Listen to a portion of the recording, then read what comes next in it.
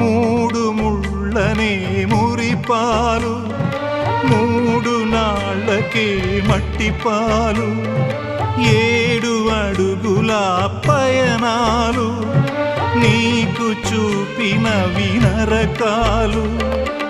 ఏమి నేరమని ఈమె నోములను కాలరాచినవి కష్టాలు. ఓ బ్రహ్మయ్యా, ఆడ జన్మ పొంది చూడయ్యా.